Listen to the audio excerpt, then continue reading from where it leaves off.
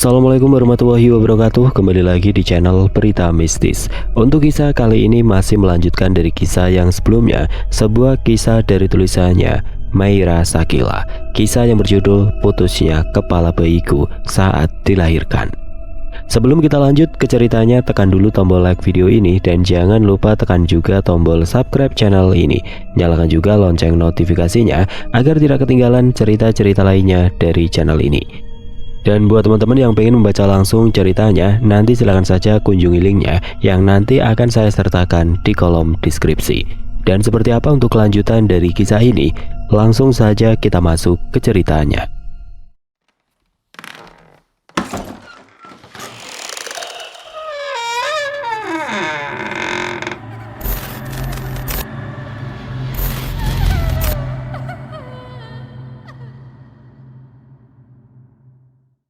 Seminggu sudah berlalu sejak penemuan benda yang membuat Mirna dan Rangga semakin penasaran.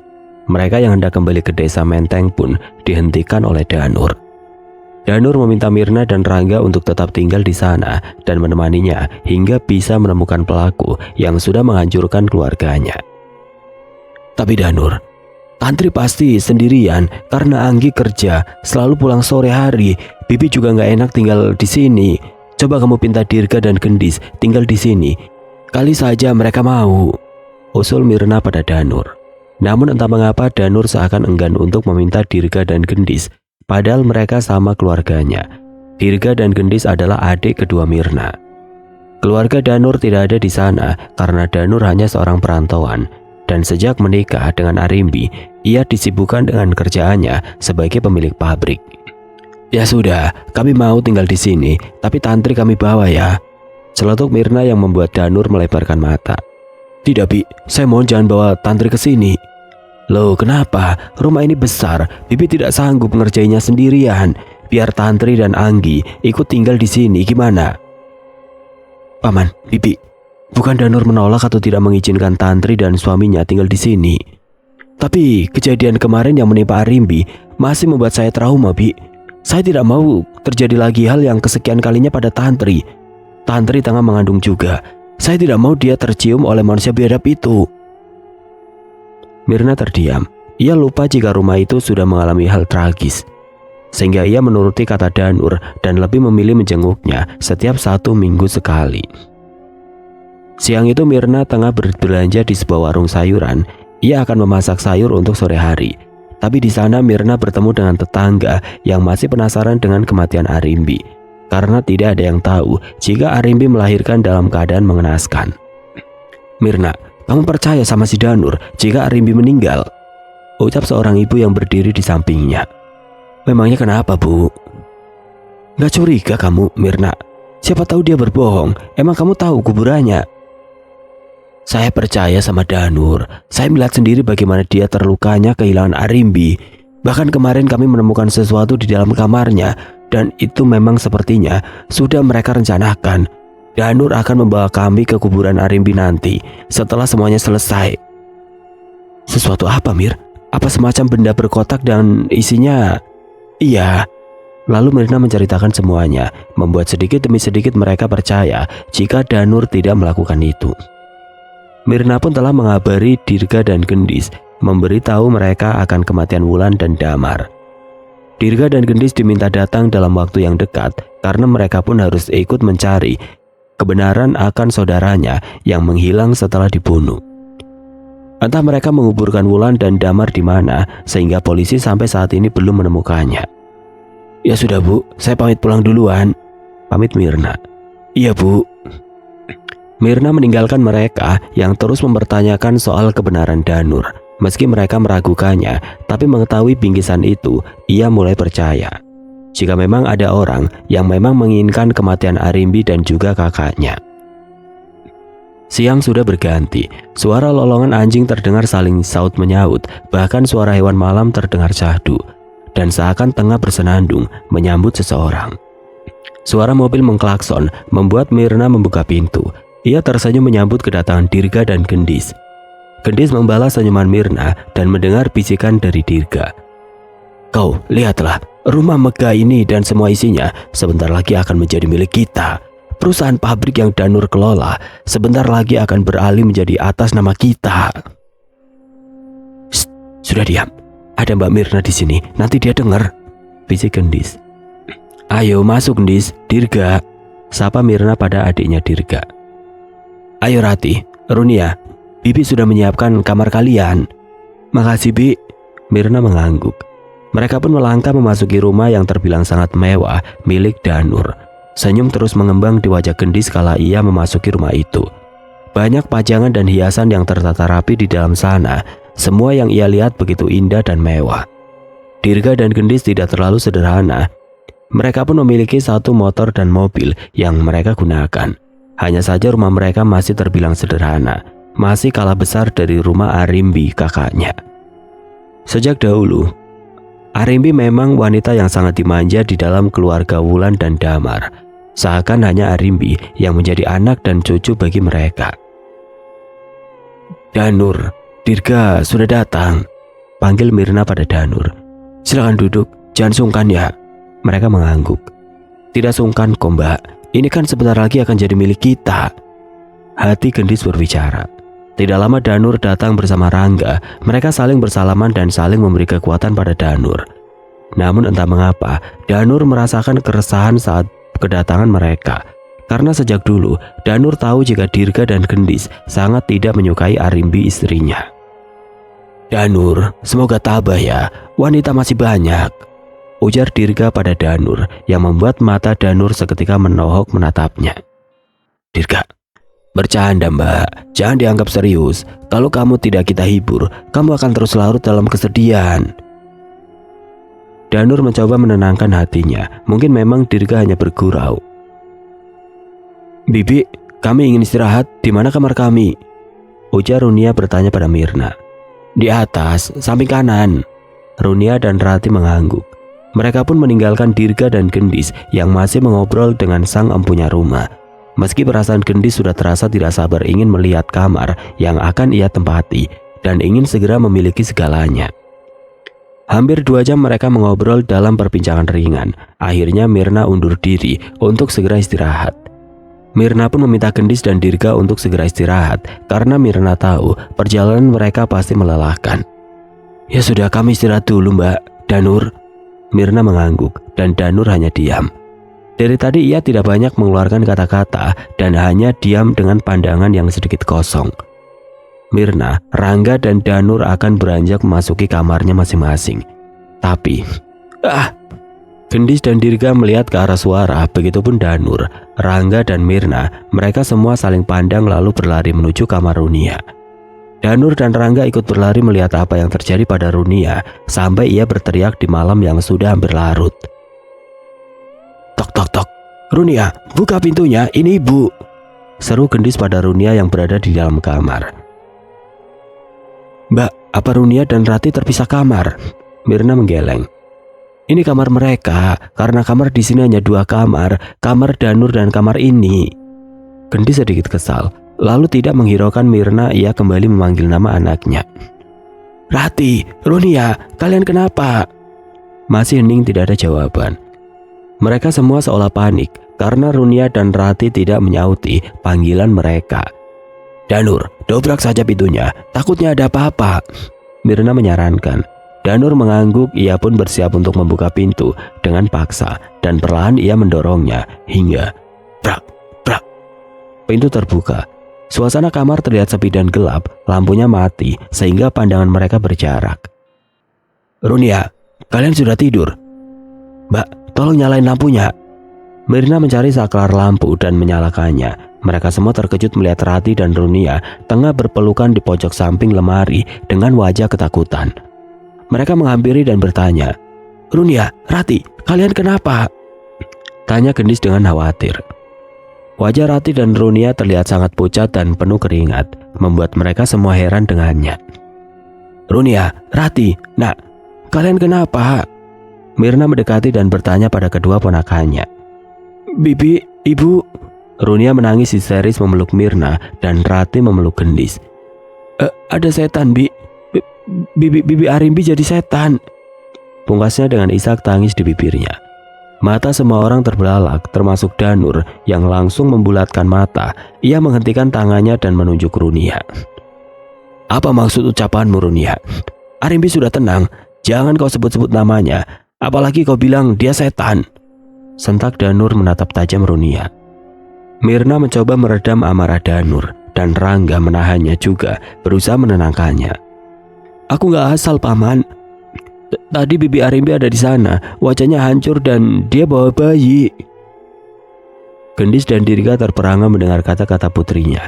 Lalu ia mencoba menenangkan Runia dan Rati. Sayang, kamu pasti kecapean, jadi berhalusinasi. Bibi Arimbi sudah gak ada, gak mungkin ada di sini. Ucap Gendis mengelus pucuk kepala Rati. Bu, tapi beneran, tadi bibi Arimbi berdiri di sana. Dia membawa bayi dengan kepala yang... Sudah, cukup.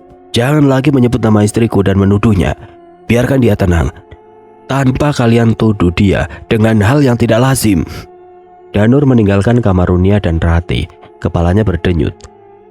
Baru saja tiba, sudah membuat onar. Mirna mencoba menenangkan Runia. Dia masih sangat shock dan ketakutan. Sebelum kejadian, Runia dan Rati masuk ke dalam kamar yang disediakan Mirna. Rati yang sudah mulai kantuk memasuki kamar mandi untuk mencuci muka. Dan Runia mengeluarkan barang-barang dari tasnya ke atas nakas. Tidak lama Rati kembali. Mereka bertukar posisi. Runia memasuki kamar mandi. Setelah selesai mereka duduk melihat kamar yang begitu indah, mewah, dan sangat besar. Apa benar, Dek? Bentar lagi rumah ini akan menjadi milik kita. Ujar Rati pada Runia adiknya. Kita lihat saja nanti, semoga pengorbanan ayah dan ibu menumbalkan bibi Arimbi dan bayinya akan berhasil. Shh. Rati menaruh telunjuknya di bibir Runia. Ia mengedarkan pandangan. Jangan sebut-sebut itu di sini, nanti ada yang dengar. Runia menutup mulut dan berdiri dengan nyengir kuda. Tidak lama ia mematikan saklar lampu dan berjalan menuju kasir. Prak. Angin berembus dengan bau amis dan bau busuk yang menyengat menyeruak di kamar mereka. Rati dan Runia menoleh kala jendela terbuka dengan kencang karena tiupan angin.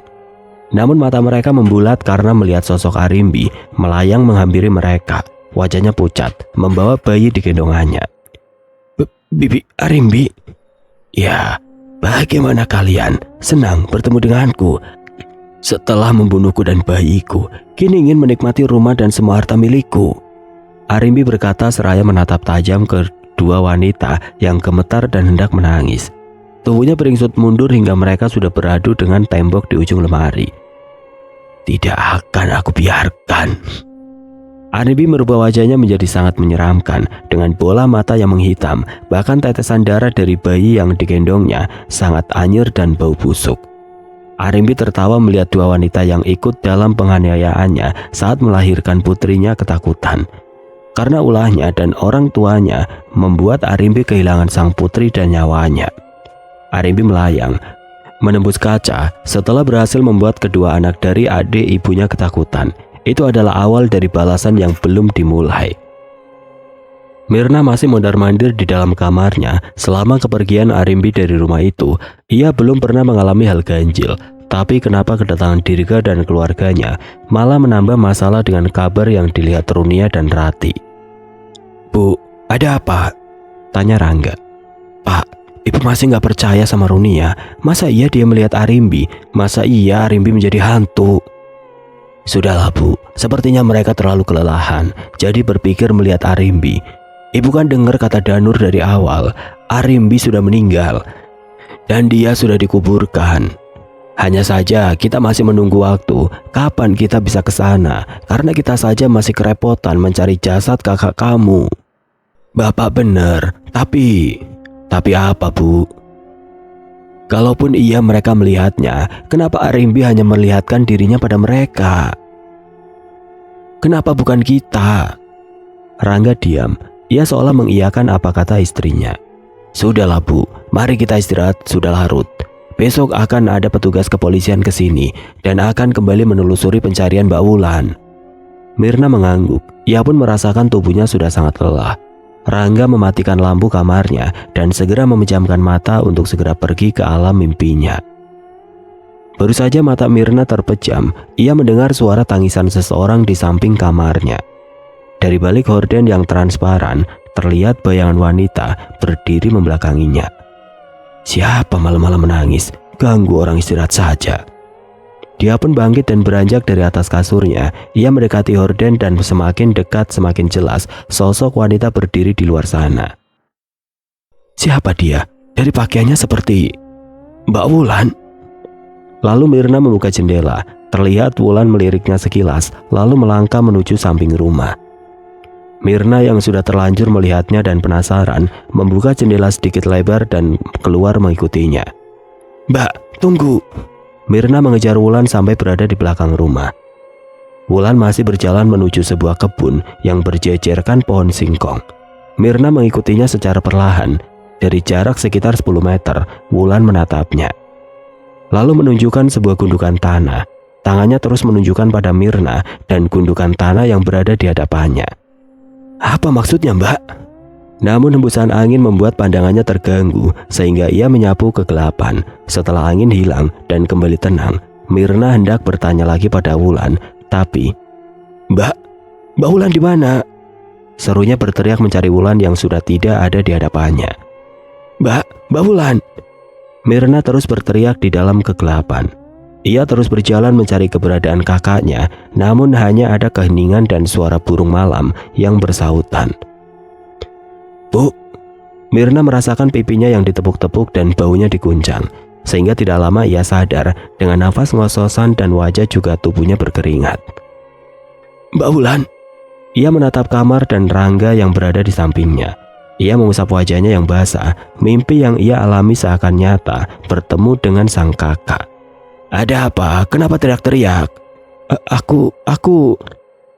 Bunyi telepon menggantung ucapan Mirna. Rangga meraih telepon miliknya yang bergetar di atas nakas. Terlihat nama yang sangat dikenalnya dan langsung ia mengangkat telepon. Mirna menatap jam dinding. Sudah menunjukkan pukul 5:30 pagi.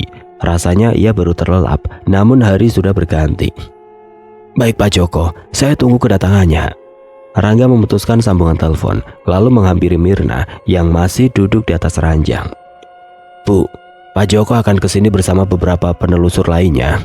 Kalau jangka 1 minggu Mbak Wulan tidak ditemukan, mereka akan menghentikan pencarian dan menutup kasusnya. Ujar Rangga menatap Mirna. Loh, kenapa dihentikan Pak? Bukannya hak mereka dan tugasnya mencari kebenaran sampai ketemu. Bu, kita tidak memiliki petunjuk sama sekali. Jadi kita bisa apa? Tapi Pak... Sudah, kita bicara nanti. Sekarang ibu bersiap. Mirna mengangguk lalu beranjak dari atas kasur untuk segera membersihkan diri. Rangga duduk dengan pikirannya yang masih berbelit. Apa yang menimpa keluarganya sangat keji. Mereka yang membunuh Wulan sama sekali tidak meninggalkan jejak. Bahkan dengan kejam dan tanpa iba menyembunyikan jasadnya. Rangga menggusur rambutnya dengan kasar. Ia harus bisa menemukan jasad sang kakak. Bagaimana tanggung jawabnya jika sampai ia tidak menemukan Wulan? Janji pada orang tua Wulan dan Mirna dulu semua sia-sia. Ya, Rangga adalah orang yang dipercaya oleh orang tua Mirna dan Wulan. Melihat sikap dan kearoganan Dirga, mereka tahu jika sosok anak pria yang satunya tidak memiliki watak kebaikan seperti Damar dan Rangga. Sehingga orang tua mereka mempercayakan Wulan pada Damar dan Mirna pada Rangga. Dan pesan yang singkat yang membuat Rangga harus menemukan Wulan. Apapun yang terjadi, Rangga dan Damar harus menjaga dan melindungi Wulan dan Mirna.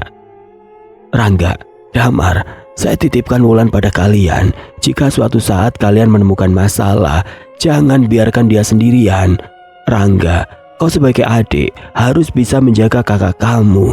Dan kamu Damar, sebagai seorang suami, jaga dia dan lindungi dia.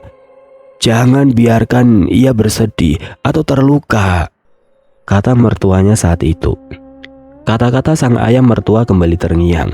Memang Wulan adalah anak yang paling diutamakan dalam keluarganya, seperti Arimbi saat itu. Wulan dan Arimbi bak mutiara dan permata yang begitu berharga bagi mereka semua, sehingga menimbulkan kebencian dari satu adik yang menginginkan dirinya menderita dengan melihat kematian Arimbi dengan cara yang sangat di luar nalar. Bahkan mereka pun ikut meregang nyawa saat hendak melarikan diri dari musuhnya. "Pak," seru Mirna menatap Rangga. Ibu, ngagetin aja." "Bapak ini, ibu manggil udah ribuan kali kok yo diem bae. Kenapa toh Pak?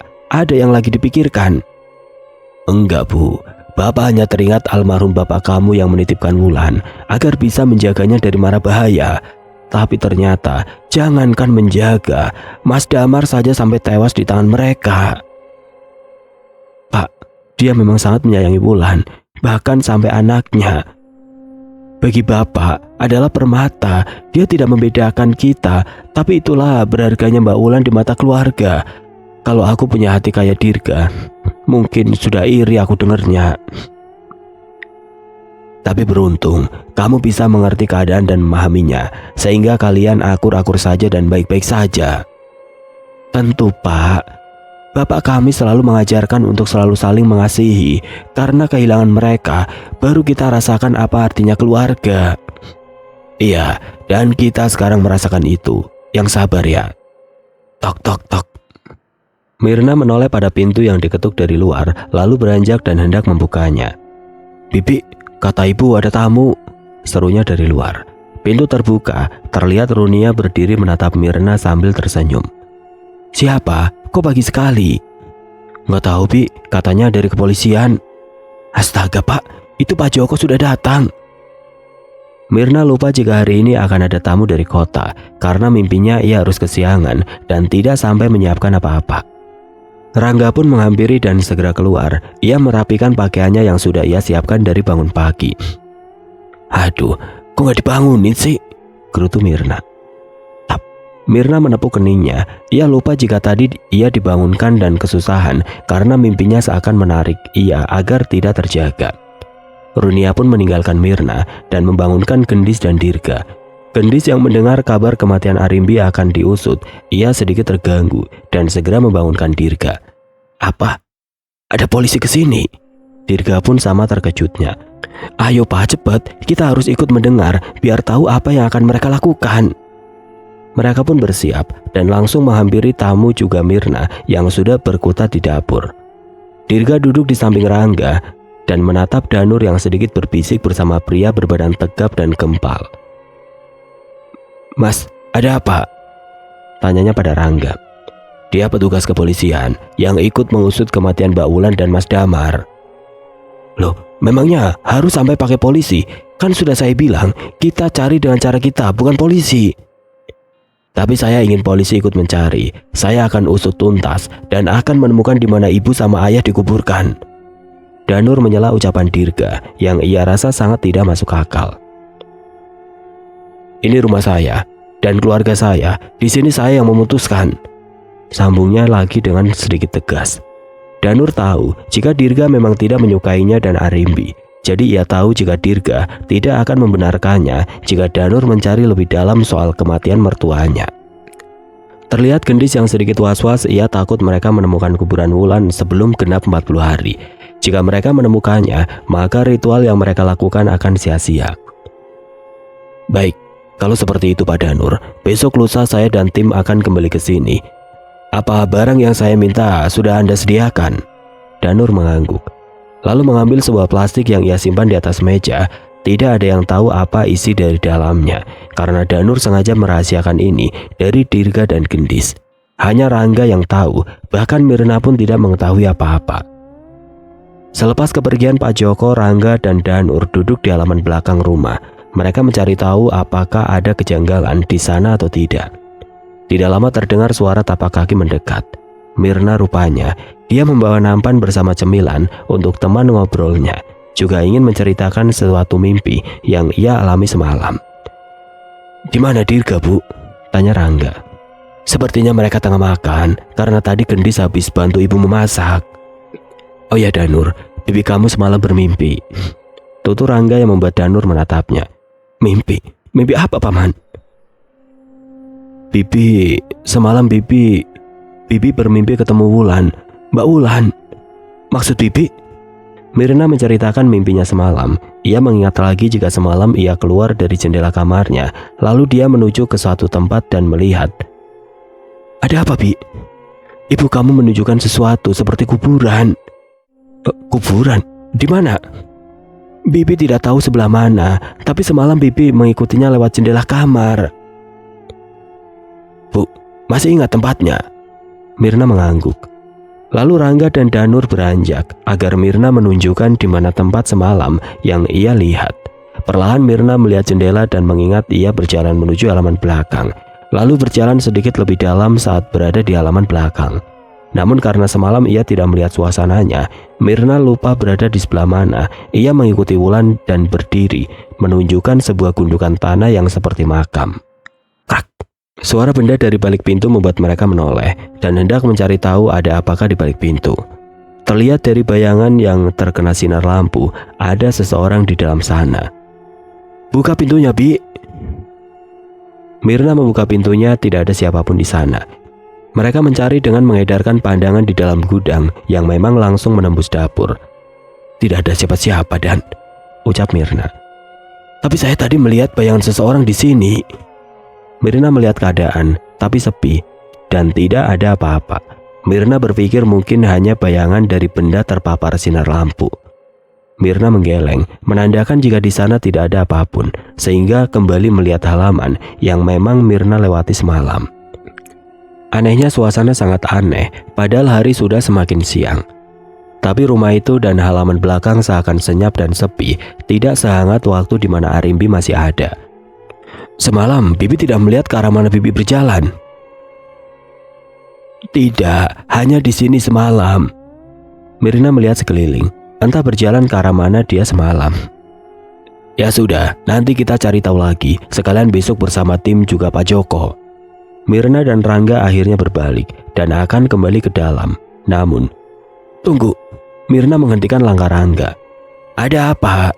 Mirna berjalan menuju sebuah sudut halaman. Tidak lama ia melihat-lihat, hingga tidak lama ia melihat gundukan tanah merah yang sengaja diberikan lapisan rumput.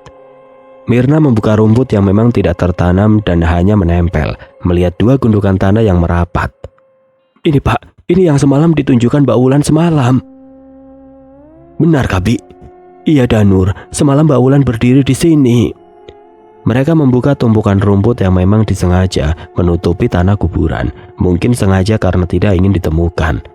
Perlahan angin berhembus menerpa wajah mereka, diiringi dengan aroma bunga melati yang menyeruak dan bau amis yang mengganggu indera penciuman mereka. Danur menatap sekeliling, angin seolah sengaja datang menyertai dan Danur juga merasakan ada kehampaan saat hembusan angin menerpa. Paman, hubungi Pak Joko sekarang juga, titah Danur, dan Rangga pun menuruti perintahnya. Danur menatap sekeliling yang hamparannya penuh dengan rumput yang memang sedikit jauh dari samping rumah, sehingga batas pagar rumahnya dan halaman belakang di mana ia menjadikannya sebagai tempat limbah sampah kini seolah menjadi tempat yang sangat menyesakan dadanya. Sudah, mereka akan segera tiba. Lalu bagaimana? Apakah benar ini kuburan Mbak Wulan? Ujarnya dengan perasaan sedikit gelisah. Rangga berharap cemas. Ia takut jika di dalam sana tidak ada apapun dan hanyalah sebuah jebakan. Enggak Pak, Ibu yakin kakakku ada di sana. Jika benar pun, pasti Arimbi tidak akan membiarkan jasad ibu dan ayahnya menderita terlalu lama. Maksud Ibu? Maksud kata-kata Bibi apa? Danur, kita jangan bodoh. Sepertinya orang yang mengubur Mbak Wulan dan Mas Damar tidak menginginkan kita menemukan keberadaannya. Bibi bisa merasakan itu. Dan meskipun begitu, Bibi yakin Arimbi tidak akan membiarkan mereka terus melukai ibu dan ayahnya. Arimbi? Iya, sejak Bibi melihat Runia yang ketakutan melihat sosok Arimbi, dan Bibi pun mendapat mimpi seperti semalam. Bibi bisa menyimpulkan jika apa yang dikatakan Runia memang nyata, Arimbi pasti datang dan akan menemukan pelaku yang sudah menyakitinya. Sudahlah Bi, Arimbi sudah tenang, mana mungkin. Permisi Pak. Suara seseorang menghentikan ucapan Danur. Pak Joko dan beberapa anak buahnya sudah datang. Ada apa Pak? Meminta kami datang. Apa menemukan sesuatu petunjuk? Ini Pak, kami menemukan tanda yang sepertinya kuburan. Kuburan? Benar Kak? Cobalah dilihat atau gunakan barang yang saya berikan tadi pagi. Mungkin bisa membantu. Barjo, keluarkan si Tumang. Titanya pada pria di belakangnya. Siap Dan. Barjo menuju mobil pick-up-nya, lalu mengeluarkan anjing pelacak dan membawanya ke hadapan Joko. Joko mengeluarkan kresek yang diberikan Danur tadi pagi, lalu memberikan pada Tumang dan menciumnya. Lalu dengan cepat meminta Barjo membawanya untuk segera menghirup dan melacaknya. Anjing si Tumang pun berjalan mencari arah bau yang ia cium dan berdiri pada gundukan tanah yang tertutup rumput. "Gali, cepat!" titah Pak Joko dengan tegas. Melihat Tumang yang terus menggonggong dan terus mengacak gundukan tanah, dengan cepat Rangga mengambil cangkul, lalu membantu para bawahan Pak Joko menggali tanahnya. Danur dan beberapa pria lainnya pun ikut membantu, hingga beberapa waktu ada sebuah kain terlihat dari dalam sana. "Mbak Wulan," Pakik Mirna melihat kain yang ia kenakan adalah pakaian Wulan. Tidak lama Dirga, Gendis, dan kedua anaknya tiba kala mendengar keramaian di belakang rumahnya. Mereka kaget melihat para polisi juga Danur dan Rangga tengah menggali tanah kuburan Wulan. "Mas, gimana ini? Mereka menemukan kuburan kakak kamu dan suaminya," bisik Gendis. "Aku juga bingung, bisa gawat kalau begini. Sia-sia kita melakukan ritual." Keduanya saling berbisik dengan tubuh sedikit menegang. Apa yang akan terjadi jika Danur dan Mirna tahu bahwa yang membunuh Wulan, Damar dan Arimbi adalah keluarganya sendiri? Apa masih ada kata yang masih mengingatkan antara persaudaraan mereka? Atau bahkan menimbulkan satu masalah yang akan membuat Dirga dan Gendis menyesali perbuatannya? "Mbak, ada apa ini?" ucap Gendis berpura-pura seraya menenangkan detak jantungnya yang seolah berpacu lebih cepat. "Ini kuburan Mbak Wulan. Semalam Mbak bermimpi didatangi dia dan menunjukkan tempat ini. Setelah tadi kita mencari, akhirnya kita menemukan ini." "Ya ampun Mbak, yang sabar ya." Gendis berpura-pura kembali memeluk Mirna dengan wajah sedih dan sendu. Begitupun kedua anaknya yang melihat galian tanah semakin menunjukkan mayat Wulan. Tubuh mereka gemetar mengingat bagaimana mereka malam itu melakukan kejahatan pada bibi tertuanya. "Rat, benarkah itu bibi Wulan?" Runia bertanya dengan bibirnya yang gemetar. Rati mengangguk. Entah apa yang mereka rasakan melihat Danur yang sudah memangku tubuh Wulan yang dalam keadaan berlumuran darah dan luka sayat di tubuhnya. "Ayo cepat, bantu Pak Bima mengangkat Pak Damar," perintah Pak Joko lagi. Beberapa pria yang lain ikut membantu dan mengangkat Pak Damar. Keadaannya sama mengenaskan. Tubuhnya bersimbah darah, juga luka sayatan di tubuhnya, bahkan lebih mengerikan karena lehernya ikut patah. "Mas Damar, Mbak Wulan, ya Allah, kejam sekali mereka," rintih Mirna melihat keadaan kedua kakaknya. Dirga mendekati Danur dan Rangga. Kekesalan masih kentara, namun dia harus menjaga sikapnya di depan kedua kakak iparnya. Namun Dirga yang berada di samping kiri melihat sesuatu di genggaman tangan Wulan, sebuah kalung. Lalu Dirga mengambil dan menyembunyikannya. Ia kenal dengan kalung itu karena memang miliknya. Ia ingat kala Wulan terkena satu tembakan darinya, Wulan meraih dirinya dan langsung mendapatkan satu pukulan darinya. Ia pun masih ingat terasa panas kala Wulan menamparnya malam itu, hingga dengan kesal ia menembaknya lalu menghabisi mereka. "Aku berjanji padamu, Mbak, aku akan menemukan mereka yang sudah melakukan ini pada kamu. Orang tuamu mempercayakan kamu padaku, bahkan dia sangat percaya jika aku dan Damar akan melindungi kamu. Tapi nyatanya, aku tidak bisa melindungi kamu di saat kamu dan Mas Damar perlu kami." Kekejaman mereka akan perbuatannya tidak akan mendapatkan ampunan. Aku yakin, cepat atau lambat mereka akan aku temui. Demi istri dan kedua orang tuaku, aku bersumpah tidak akan memberikan sedikit pun kata maaf dan ampunan pada mereka. Mereka yang sudah membuatku kehilangan anak dan istri, bahkan membunuh orang tua yang sangat kami cintai. Timbal Danur dengan mata berkaca dan merah menahan amarah. Keduanya saling berteguh dalam rasa sakit dan dendam yang mendalam. Amarah melihat orang yang ia cintai tersakiti adalah sebuah luka yang amat perih. "Tidak, jangan, Bibi sudah mati." Mereka menoleh dengan wajah memerah mendengar suara yang menjerit di belakang, dan rupanya mereka melihat Runia dan Rati ketakutan melihat mayat Wulan dan Damar saat berada di hadapan mereka. Gendis yang memeluk Mirna pun langsung menghampirinya lalu bertanya, "Runia, Rati, ada apa?" tanya Gendis tidak mengerti. Bu, itu Bibi matanya ngeliatin kita, Bu. Dia..." "Sudah, Bibi kamu itu nggak liatin kamu. Kamu lihat, jangan ngada-ngada Runia." Ibu, Bibi marah sama kita." Runia dan Rati masih melihat kalau Wulan menatapnya dengan wajah kesal dan marah. Namun mereka melihat Wulan sudah tidak berdaya, bahkan tubuhnya sudah hampir membusuk. "Sudah, kamu kembali ke kamar, jangan bikin rusuh," Tita gendis pada kedua putrinya. Dirga merasa ada yang aneh dengan tingkah Runia dan Rati. Sepertinya ada sesuatu yang memang membuat keduanya histeris. Mirna dan Rangga sibuk membantu para polisi membawa jasad Wulan dan Damar. Tidak ada waktu untuk mengurus Runia dan Gendis. Danur menyiapkan tempat dan memberitahu warga akan ketemunya mayat Wulan, sehingga dengan cepat warga dan tetangga mengetahui kematian Wulan dan Damar yang sangat tragis. "Ya Allah, kejam sekali mereka, menyiksa sampai membunuh Wulan dan Damar," seru seorang ibu muda. "Bu Tika, kata Bu Yuli, mayat Bu Wulan dan Pak Damar sangat mengenaskan, apa benar?" tanya Bu Rizky. "Kita lihat aja yuk, Bu. Tapi apa Mak Karsim ditemukan? Karena Mak Karsim pun ikut menjadi korban karena sudah membantu mereka." "Belum tahu, nanti kita lihat aja di sana." "Iya, benar-benar gak punya hati orang yang menumbalkan wanita hamil, bayi, dan keluarganya itu ya. Katanya tumbal seperti itu karena ingin kaya." Bisik-bisik tetangga terus ramai memenuhi desa Mekarwangi. Mulut ke mulut menyangka nasib yang menimpa keluarga Wulan dan Danur.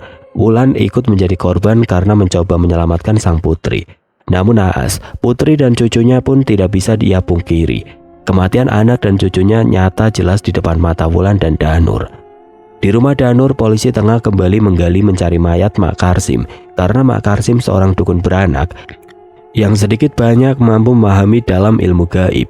Sehingga dengan kejam mereka membunuh Mak Karsim, orang yang tidak tahu apa-apa. "Pak, ketemu!" seru Pak Agung. "Robi, cepat bantu mereka!" Tita Pak Joko. Mereka semua merasa senang karena mayat yang dikubur dengan cara disembunyikan akhirnya ditemukan. Meski rasa pilu kini semakin mencuat karena keadaan mayat yang sama-sama tragis. Luka sayatan di tubuh juga leher yang patah membuat semua orang merasa ngeri. Banyak yang menangis melihat mayat-mayat yang ditemukan polisi. Yang mereka tahu, Wulan, Damar, dan Mak Karsim adalah orang yang sangat baik. Wulan adalah wanita yang sangat ramah, begitupun Damar. Dia adalah pria yang selalu memberikan bantuan pada semua warga yang sangat membutuhkan. Dari ekonomi dan pekerjaan, sehingga banyak warga yang memang mampu ikut kerja di pabrik tekstil miliknya. "Ya Allah, Mak Karsim," pegik Mirna. Semua orang yang ada ikut histeris melihat keadaan mayat yang sangat menyedihkan. "Mari, kita urus semuanya. Saya sudah menyiapkan semuanya. Juga saya sudah menghubungi keluarga Pak Karsim untuk segera ke sini." Danur meminta mereka membantu untuk membawa mayat orang tua dan Mak Karsim ke dalam rumah. Bahkan dia sudah menghubungi keluarga Mak Karsim karena jika tidak, akan banyak yang akan salah sangka dengan seperti saat ia tiba di desa. Semua orang dan keluarga Mak Karsim sudah kumpul. Danur bertanggung jawab atas semua biaya kematiannya. Bahkan Mak Karsim tidak dibawa pulang karena keadaannya tidak memungkinkan. Sehingga mereka manut kala Danur meminta agar diurusi semuanya di sana. "Mas Danur, lalu di mana Arimbi?" tanya Bu Indah selaku ketua RT. "Bu, istri saya sudah tenang. Saya menempatkannya dengan layak. Jika semua sudah selesai urusannya, nanti keluarga akan saya bawa. Tapi tidak sekarang, karena saya harus menyelesaikan urusan saya mencari tahu pelaku yang sudah dengan kejam menumbalkan istri dan bayi saya." "Baiklah, maaf saya tidak bermaksud. Ya sudah, saya ikut berbelasungkawa. Kamu yang sabar, semoga mereka semua segera ditemukan." Semua orang sibuk berduka, bahkan ada yang dengan senang hati mengaji memberikan doa untuk mereka yang sudah tiada. Namun berbeda dengan adik Wulan, Dirga dan Gendis. Mereka seolah tidak merasa sedih dan bersikap biasa saja, membuat perhatian orang tertuju padanya. "Bu, lihatlah, kok si Gendis sama si Dirga itu, mereka kayak tidak ada sedih-sedihnya begitu ya. Malah kayak orang terlihat kesal," ujar seseorang ibu berbisik pada Bu Nania. "Iya ya, kok dia kayak kesal begitu? Lihat aja muka si Dirga itu, masam begitu." "Udah, biarkan saja. Mungkin memang ia sengaja terlihat kuat. Itu kan lebih baik, Bu, daripada kita menangisi mereka yang sudah pergi, akan semakin membuat beban." "Ya, Tabah kuat juga nggak begitu, Bu. Ini kok sepertinya dia nggak terlihat berduka." "Sudah, ayo kita teruskan ngajinya. Jangan sampai dia dengar kita membicarakannya." Mereka semua menunduk karena sepertinya Gendis tengah memperhatikan mereka, sehingga Bu Nania kembali mengingatkan agar mereka segera meneruskan membaca Yasin tanpa menghiraukan sikap Dirga dan Gendis. Oke teman-teman, sampai di sini dulu ceritanya. Nantikan kelanjutan kisah ini di video berikutnya. Agar tidak ketinggalan, klik tombol subscribe channel ini dan nyalakan lonceng notifikasinya. Wassalamualaikum warahmatullahi wabarakatuh.